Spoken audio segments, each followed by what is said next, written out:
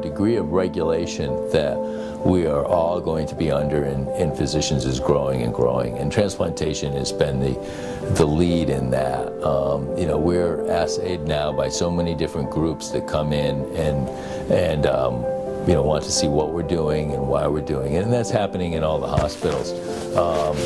And that is that's something that everybody has to adjust to. And I think in our ethos, that individualism ethos in northern New England, it's taken us a little while to really come to that understanding, and but we've gotten there. There are business people, there are government, state, feds, regulators, bureaucrats, insurance companies. They're all dictating how medicine should be. And to be honest, as we mentioned before, I think we cannot forget the physician-patient relationship. The patient is the most important piece of this whole healthcare system.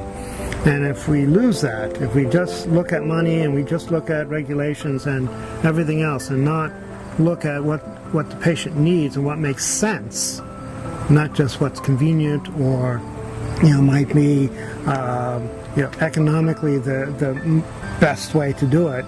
If we lose sight of the patient, then we lose sight of the entire ballgame. There's this whole trend, and it's been coming for a very long time, of specialization. There are very few general physicians anymore, and I am very worried that the body is getting divided into little pieces. Unless people kind of put the whole piece together as a person and as a body, I think we're going to lose something. So I'm a little worried about that trend.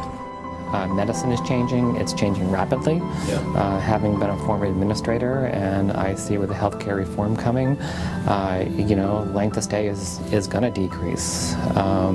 There is no more pre-admission for anything, and so how are people going to maintain their skills, be proficient in the skills, and also get their critical skills down as to, I only have a short window in order to care for this patient, and then they're back out in their community.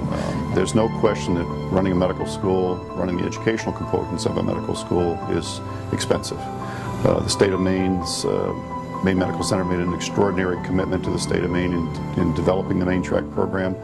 How systems like this, how simulation-based experience gets integrated into those curriculums is sort of at the very front edge of the curve. We're really experimenting with a lot of this stuff. We're doing a lot of, trying to start up and do a lot of research around its effectiveness to figure out where it's most effectively and efficiently and economically employed.